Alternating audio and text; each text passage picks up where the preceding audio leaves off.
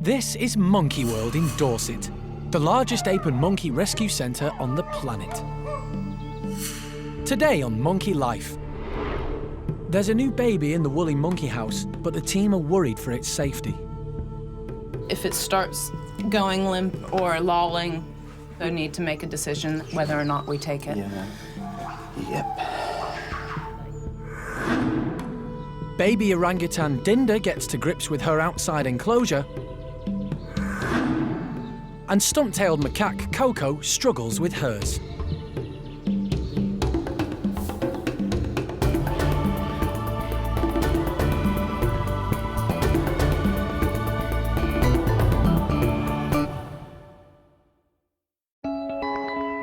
Monkey World Ape Rescue Centre is home to over 160 primates, most of which are subject to their non-breeding policy.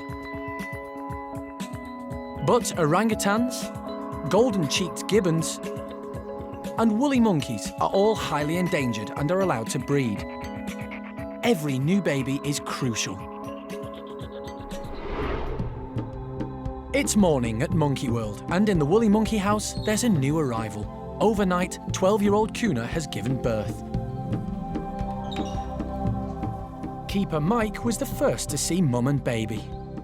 So how long since you've been looking at the baby? It's 3/4 of an hour now. Do you have any indication of when it was actually born? I would think it was probably late last night rather than early this morning. The baby looks quite well dry and nice and Fluffy, clean. yeah. Any suckling? Not that we've seen yet. Okay, and no indication on her nipples that the hair's Can't been... even see anything there because she's got the baby in the correct position with the head right up on her chest. Last year, Kuna gave birth to Julio, but when the keepers found them, all was not well. Monkey World caught on camera the moment the baby was being held by its dad. Hands know whether she wants the baby or not, and in the end... And despite everyone's best efforts, Kuna rejected her baby. Hey! Go in there, get in, hey! Grab the monkey, grab the monkey, grab the monkey. There was no other choice. Julio had to be hand-reared. This time around, the team are observing Kuna closely to check that she's holding the new baby correctly and that it is feeding. It's a tense time. Oh, it's a nightmare, isn't it?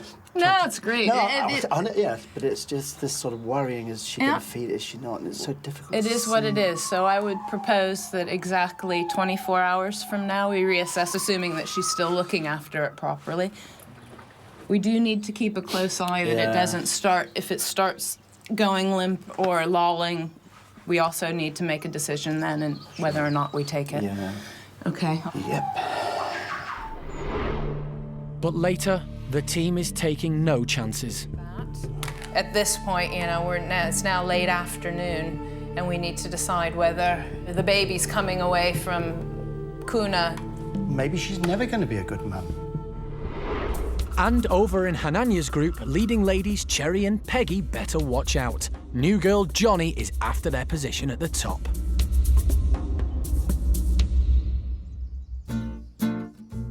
On the other side of the park, animal manager Jeremy is taking an unusual route into the orangutan nursery. Hang on.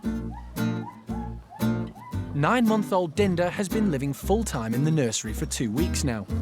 The primate care staff have brought her outside several times, but today, Jeremy is showing her how to get there on her own. That's how you do it. You know, a couple of times of doing this, and then if she chooses to stay inside still after that, then that's her choice. The orangutan creche helps orphaned orangs settle amongst their own kind. Dinda was born at the park, but rejected by her mum.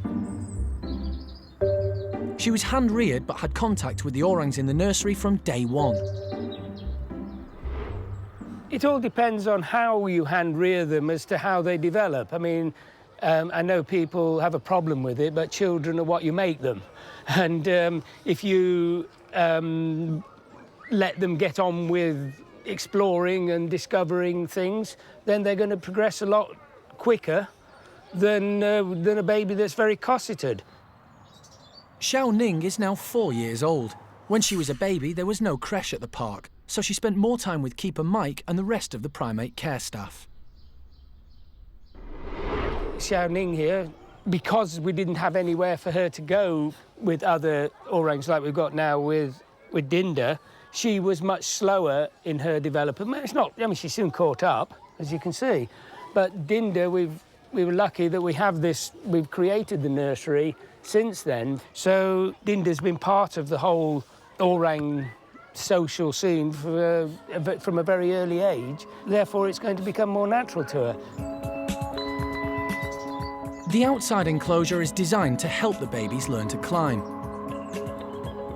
Dinda is confident enough around her housemates to explore on her own, but strictly at ground level. She's got a big challenge in front of her. Oh, you climb on there. It's all right, you climb on there. That's good. It's all right, I'm still here. That's all right. God, what do you like, eh? I'm an orang with vertigo. It's terrible. Orangutans are the largest tree-living mammal in the world, and they have a remarkable ability to swing through the treetops. As orangs spend the majority of their day living up high, Dinda best develop her head for heights. You big wuss. If you were an orangutan, this net is a very attractive thing to climb on, so hopefully she'll get over this vertigo thing she's got. Goodness me, it's so attractive, that net. No, it isn't, she says. But Jeremy's got one more trick up his sleeve. Show Dinda how it's done. This is bound to work, isn't it? Right. If this doesn't work, I'm going to give in. Right, now just go and play. I'm not holding you. You're not holding me. Nah, I think little girl's getting tired now, so I think we'll call this soon. She's nodding off.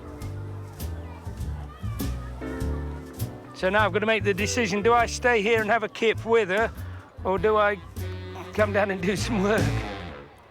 Could somebody call the fire brigade for me, because I'm stuck? Help!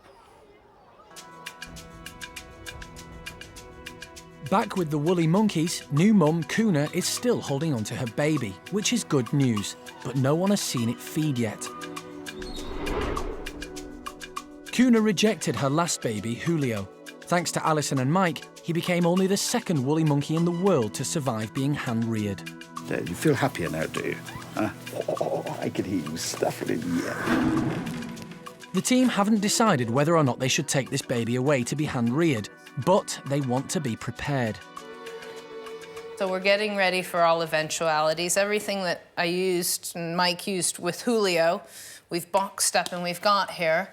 So now we just need to make best plan, because I think at this point, you know, it's now late afternoon and we need to decide whether the baby's coming away from Kuna. What do you think? Oh, God. That says it all.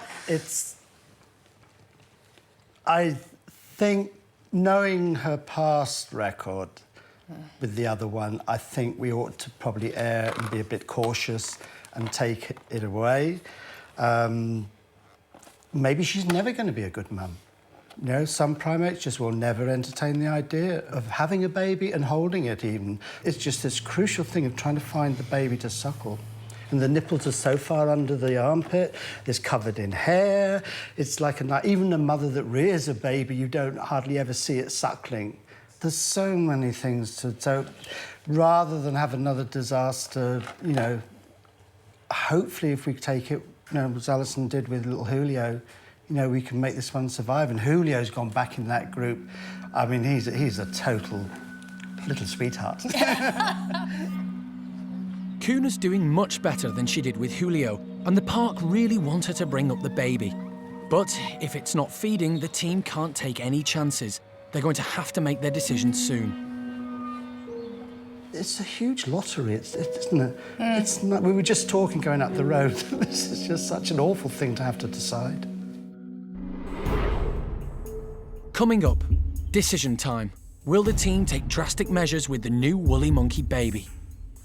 If this was a first-time baby, you'd think maybe give it the benefit of the doubt. With the past history of the animal, I'd do it. I'd go for it now and take the baby. And Johnny shows just how ambitious a chimp can be when she starts making a play for top man, Hananya. So he obviously thinks that she's going to be somebody significant, and I'm sure she agrees.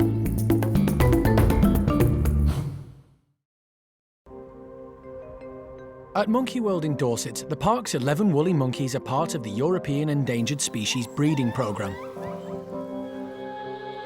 In the early hours of the morning, 12-year-old Kuna gave birth to her second baby. The team have been watching them closely. But the infant hasn't suckled and Mum isn't holding the baby properly. If the baby doesn't feed, it'll become weak and dehydrated, and this could prove fatal. It's now the end of the first day, and baby hasn't suckled yet, that's for sure. So that's not good. But more concerning to us right now, actually, is the fact that whenever Kuna moves around, the baby's legs and tail are hanging. So she's supporting it behind the back of the neck and at maybe the top of the back. But the rest, you know, the baby's holding on with its hands, but it's not holding tight with its legs and tail, which it should be. It really doesn't look too good. I mean, it just really is the most terrible thing in the world. I really don't want to take it from her because she's trying. But the baby's not thriving. There is no obvious answer for this. We need to make a team decision on this, and everybody really does need to have a bit of an opinion. I don't like watching her fly around with it. It looks downright almost dangerous for the baby when she's moving quickly. The rest of the primate care staff come to observe Kuna and her infant before making the final decision. The legs and the tail still aren't tight. It doesn't appear to be improving per se. We can leave it until tomorrow morning, but If this was a first-time baby, you'd think maybe give it the benefit of the doubt. With the past history of the animal, I'd do it. I'd go for it now and take the baby. Yeah, me too, actually. ooh, that's really hanging. Okay, that last image did it for me, I think, unless anybody has any other opinion. So. The baby's hanging limp from its back end. Yeah? You guys happy with that? Yeah? I think so, yeah. Okay, Certainly. let's do the deed. Kuna is going to have to be sedated.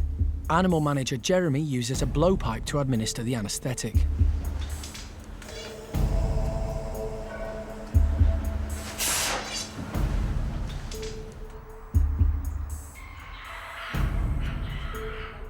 The newborn has been taken away, and it's another boy for Kuna. The priority now is to keep it warm and hydrated. It's not fed for up to 20 hours.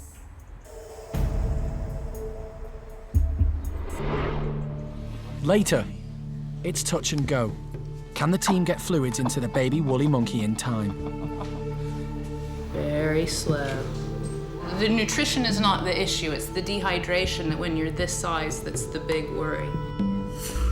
And female stump-tailed macaque Koko also clings on for dear life.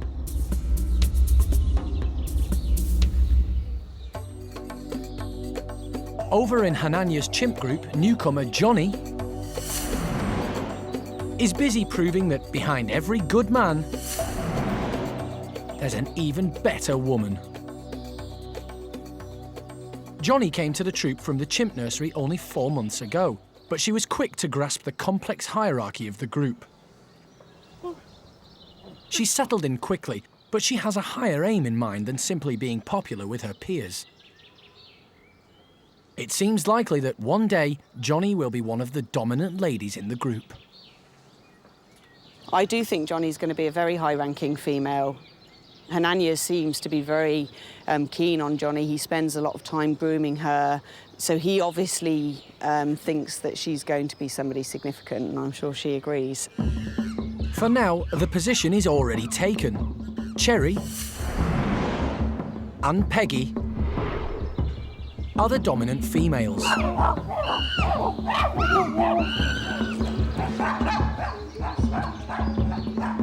This is made clear from the amount of attention they receive from the rest of the group.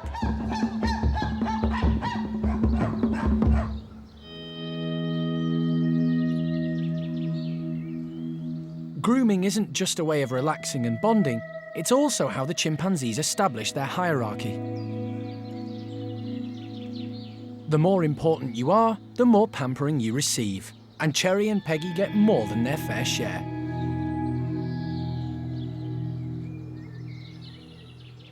Establishing the dominant females in the group is vital, because they are, after all, the powers behind the throne. 3 years ago, when the transfer of power in the troop shifted from Rodney to Hananya, the high-ranking females gave Hananya their seal of approval by grooming him from head to toe. Without the support of the ladies, none of the boys become the alpha male of the group. So being a high-ranking female is an important and much sought-after job. It's extremely unusual for a chimp to enter a group from the nursery and have the effect that Johnny's having on Hananya's group.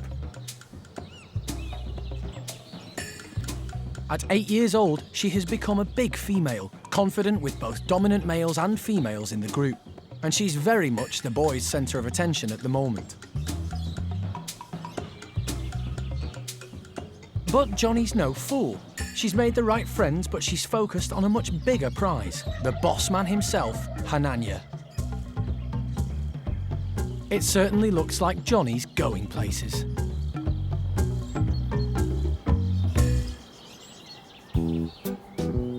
Over in the stump-tailed macaque house, new girl Koko heads outdoors every day. She's very cautious, but she seems to be getting fitter. Now, her movement's improved a lot since she got here. She still struggles with round objects, especially on moist days like today, where she will slip off poles and things. She has improved. If she loses her balance slightly, she can normally regain it, as long as the poles aren't actually slippy. When Koko arrived at the park, she was overweight and unfit. The park put her on a diet and began to work at making her more active and healthy. Now, she actually lost a third of her weight in the first 6 months she was here, and she's still losing weight. She is 11 kilos. The park encourages the primates to live together as naturally as possible. Now Koko is healthier, the staff have stopped going in to weigh her or handle her. Koko now lives with the geriatric boys, Roland and Gerald. Their enclosure is designed differently to the boys next door because of their mobility problems, and even these designs present challenges.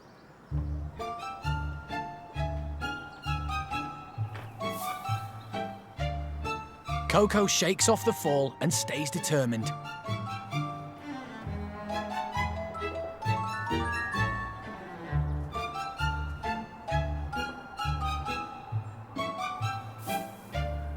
After 2 slips, Koko works out a better way to get where she wants to go.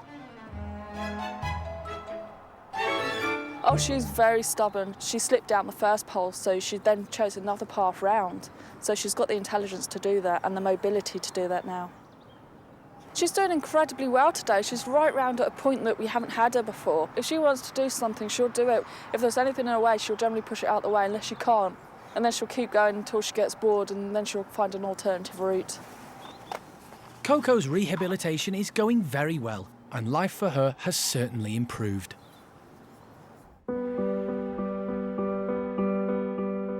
It's the end of the day, and over in the office, Kuna's new baby boy has been safely removed.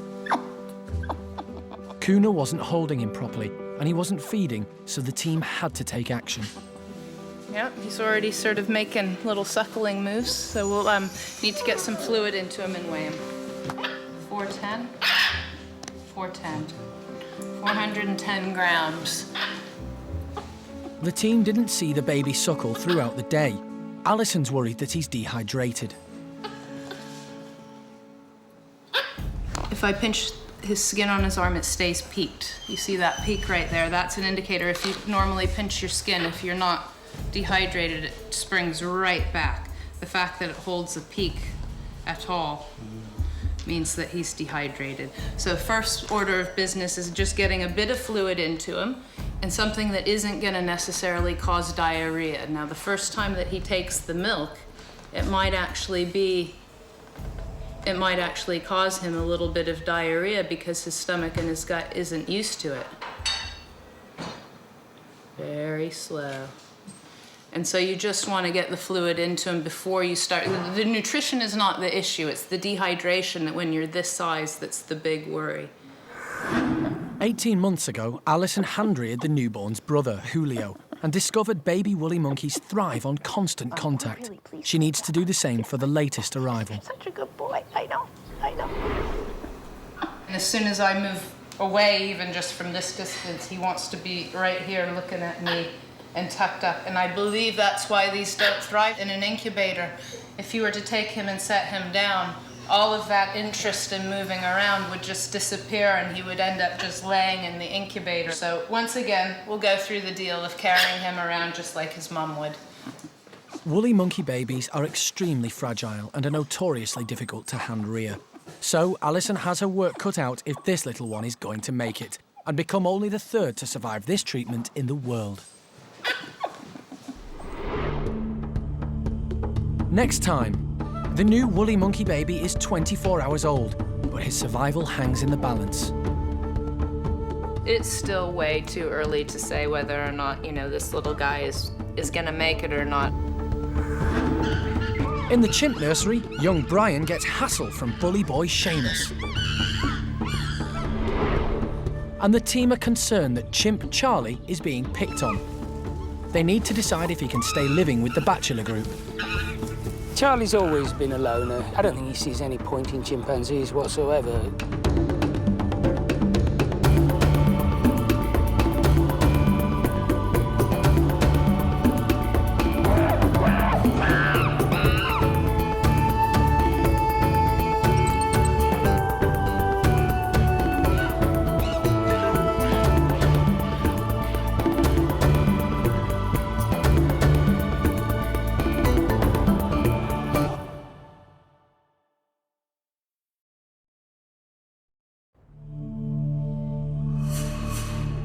This is Monkey World in Dorset, the largest ape and monkey rescue centre on the planet.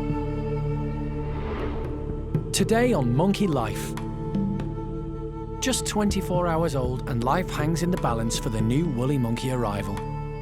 It's still way too early to say whether or not, this little guy is gonna make it or not. In the chimp nursery, young Bryan gets hassle from lovable hooligan Seamus.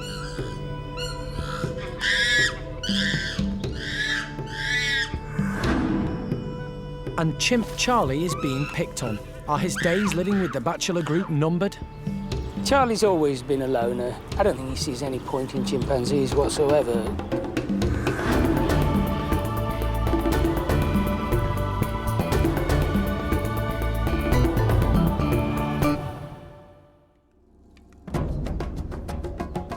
Monkey World Ape Rescue Centre operates a non-breeding policy with most of its 15 species of primates. But the orangutans, golden cheek gibbons and woolly monkeys are all endangered species, and every new arrival is precious. Woolly monkey babies rarely survive in captivity. They're extremely difficult to keep healthy as they suffer from social stress and high blood pressure. But 5 healthy woolly babies have been born at the park, and yesterday marked the birth of the latest arrival. And he's being hand-reared by park director Alison. It was a long night, but actually we did pretty well. I came home with the intention of having to feed him every single hour, but it became clear from the start that he didn't want to be fed every hour. So I backed off, and really we sort of went every 2 hours last night. And, we're just taking it easy and relaxing, and I think he's, slowly but surely getting hydrated again. He was a little bit dehydrated yesterday, and that's better now. Good boy. Alison's an old hand at playing mum to woolly babies. Yes, I know. Oh, yes, you're such a good boy. 18 months ago, she hand-reared Julio. He now lives with his woolly family and he's looking good. Hopefully, Alison can give this little one the same start in life. There have been a few shocks and surprises along the way. You know, I've done Julio before, so I sort of knew what to expect. But this little guy, I mean, I guess it isn't surprising, is quite a bit different than Julio. To begin with, I mean, he was born not a third again more, but almost a third again more in weight. Julio was 313 grams. This little guy was 410 yesterday. I think he's a little more together and alert in terms of looking around and the eyes focusing. But the biggest and most shocking thing is that, you know, he's been a bit grizzly and he wasn't on for sort of taking feeds every hour. And so I sort of started checking him out, and at one point in time he did latch onto my finger, and what I found is that he's already cut his first 3 teeth. And he's got, if I can get his lips open there, you can see the 2 top teeth and the 2 top incisors poking through, and his canine tooth on the top left has also come through and is quite pointy and sharp. So this poor little guy, within the first 24 hours of his life, is already teething. Julio was day 11 for the teeth. But even though he looks fit and healthy, this little woolly is not out of danger yet. Within the first 24 hours, it's still way too early to say whether or not, you know, this little guy is gonna make it or not. I mean, he's cute as a button, and we're gonna do everything we can to ensure that, you know, like Julio, he gets the very best start in life. But it is very early days yet, you know, and really anything could happen. I'm feeding him with the dropper, and because of the teething thing, you know, it's not exactly a good eater at the moment. But, you know, he's getting there, but we still have to be very cautious about him inhaling any of the milks. Just one little drop of milk into his lungs, which aren't fully inflated and developed yet, would be bad, and he could get a lung infection. There's also any, you know, colds, flus, bacteria in the world. There was a little sneeze. But, you know, you can't panic about things. You have to sort of remain calm, not worry about necessarily sort of how much he's eating, just to make sure that he's not dehydrating, and let him lead the way. Later, Alison's mothering duties become distinctly less glamorous. Hey, we've had a huge pee. That's excellent news. And stump-tailed macaque Jonathan's losing his hair. It's not a pretty sight.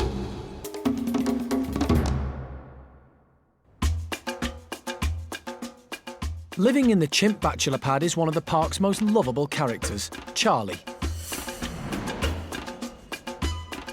Charlie's weathered face is a reminder of his upsetting past, which has left him looking much older than his 27 years. When he arrived at the park, he was a drug addict with cataracts, fractured feet, and a broken jaw. 18 years of rehabilitation saw him improve and enjoy life in the group. But Charlie is a placid chimp who doesn't like conflict, and recently he struggled with life as one of the boys. They don't share their food with him, and he finds playtime too rough. Food is Charlie's biggest passion, and today he's looking forward to being given an alternative treat: tree branches.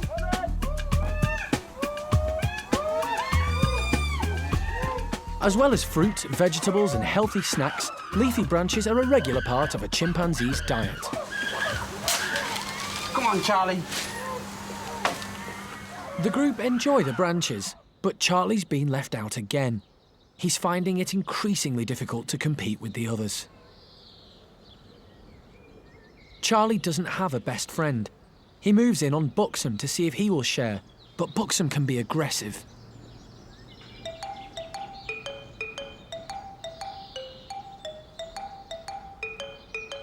Over the last few months, Charlie has been getting more nervous around the big guys.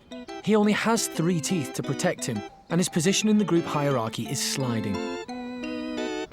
But Charlie's love of food is stronger than his fear. While Buxom's polishing off the leaves as quickly as he can strip them from the branches, Charlie plucks up the courage to grab a few sneaky bits. It's good to see Charlie's finally getting a taste, and although it's not in a chimp's nature to share, Buxom tolerates Charlie, for now. Charlie's health and happiness are very important to the Monkey World team. They're beginning to wonder if the bachelor pad is the best place for him.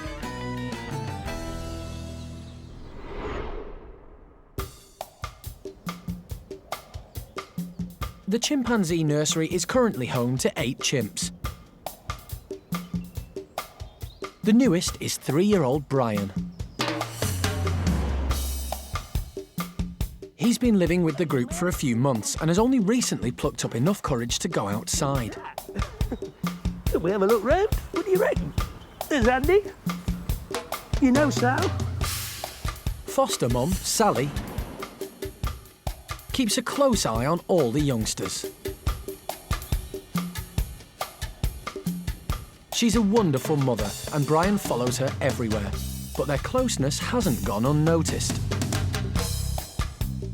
Lovable hooligan Seamus is jealous. After all, Sally's his adoptive mum too.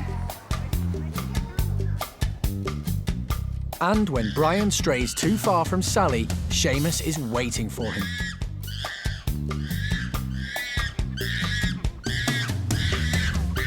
Sally has always spoilt Seamus rotten. It's one of the reasons he's so naughty. But even she is getting tired of him right now. Little Bryan needs her more than Seamus does.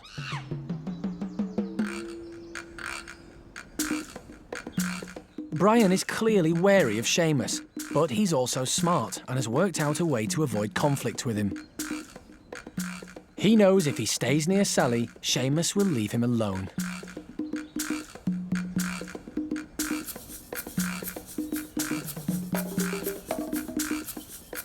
Sally loves little boys, and once again, she's faultless in her mothering role with Bryan. She's happy to give him all the support he needs to settle into his new home.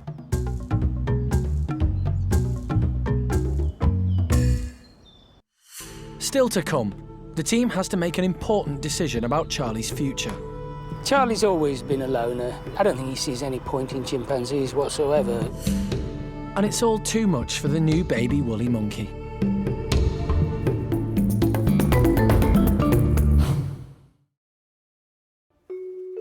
Back with Alison and the woolly baby, it's time for the unglamorous side of motherhood.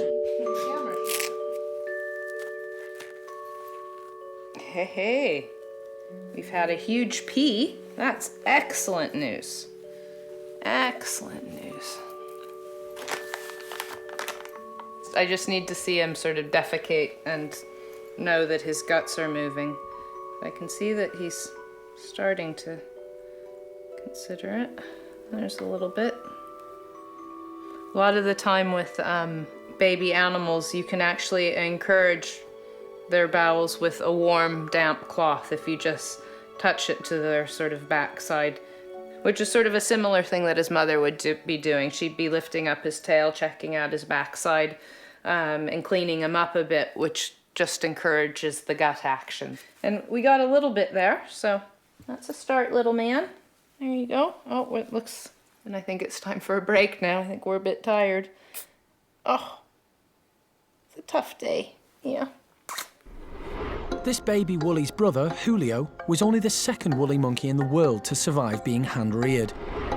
Alison's hopeful this little one will be the third.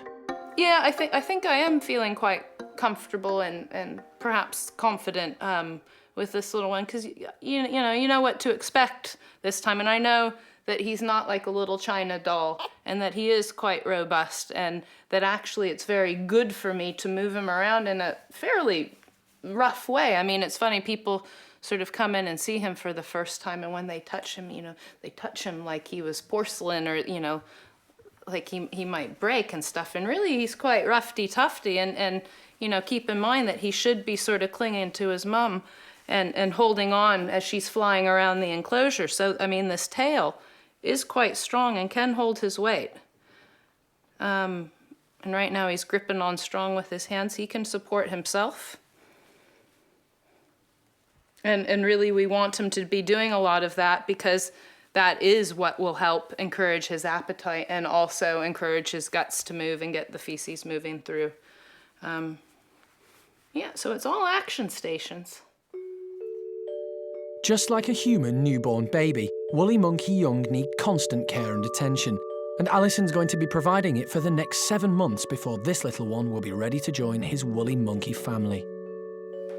Yeah, pretty much the first week or so, drinking, sleeping, and pooping, and that's about it. And really, you don't want anything more exciting than that.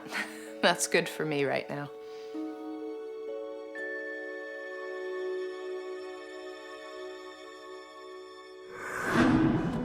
Later, the stump-tailed macaque enclosure gets a makeover, but will it distract them long enough for Jonathan's hair to grow back?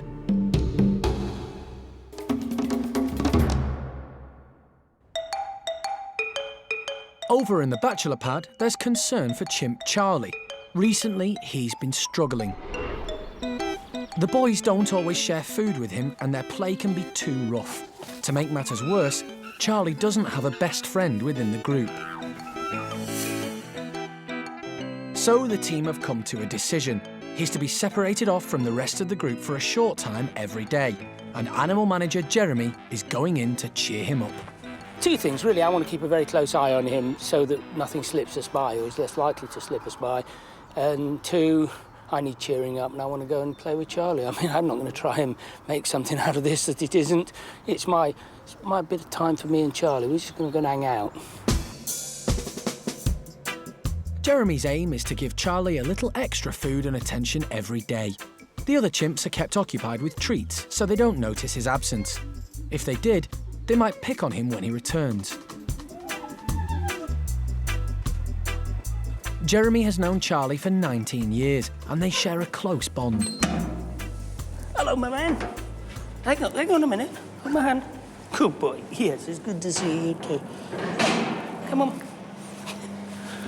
Good boy. Come on.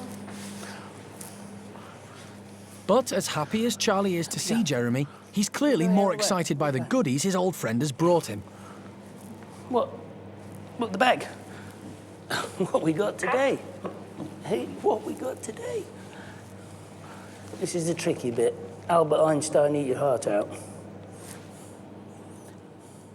Every day, he will be separated at this time and get a treat of some description, so that the routine this time of the day will be carved in stone, that every day something nice will happen and he will be separated, and then the primate care staff can have a look at him and, you know, check him over and make sure he's okay. He does wonder why he can't just have all this food on a plate and just eat it. Well, we've got to go through this stupid ritual.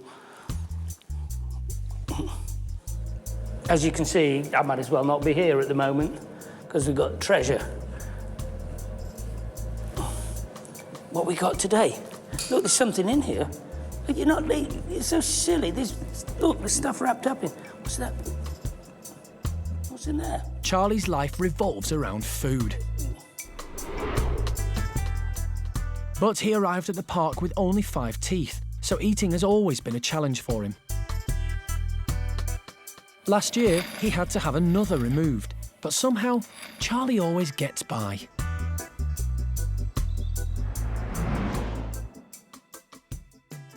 We've tried him on lots of things to try and get the emphasis off of food, but Charlie just doesn't care. If he's not got food, he's just not interested. Look at this toy. Yeah, okay. That's a piece of string. It's not a toy, you know. Whereas if he's got food, and so what the heck? He's special. Is that good? Hey? Is it good? What you got in there? Let's have a look. Let me see what you got. You've eaten it all. It's all gone. What's that all about? What's that one? There's another one there. See? We don't get to share it very much, do we? That was mine. But I do nick some.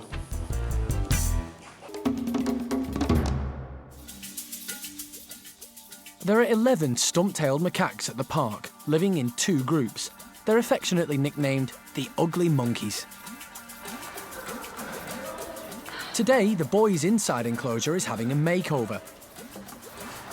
It's being kitted out with large logs.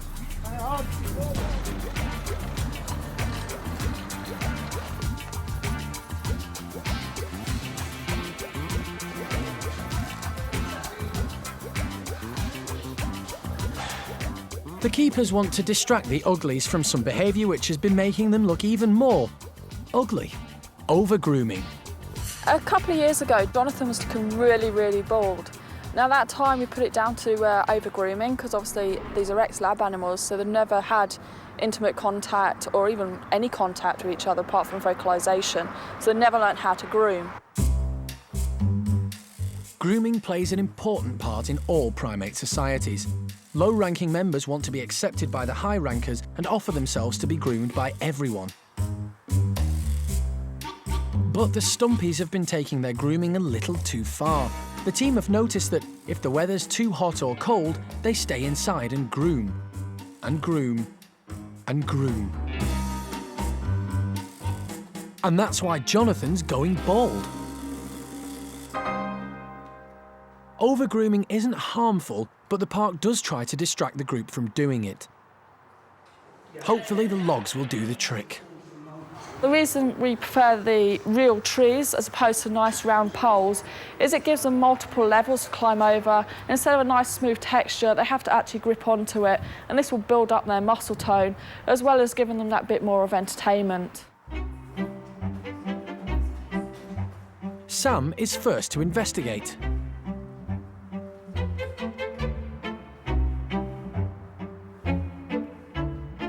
But the rest of the uglies have got something more important in mind: breakfast. In the wild, Stumpies can venture up to 3 kilometres a day foraging for food, but these 8 prefer a slower pace of life. Primates, like most animals, love to eat, and new stuff in the enclosure can only mean one thing: food. These guys are on a diet, so it's important they're kept active. And these large branches are a perfect way to do this, as they're encouraging them to climb, which will improve their flexibility and muscle tone. The logs are bringing out the Stumpies' natural foraging behaviour. And, as an added bonus, it's saving the hair on Jonathan's back.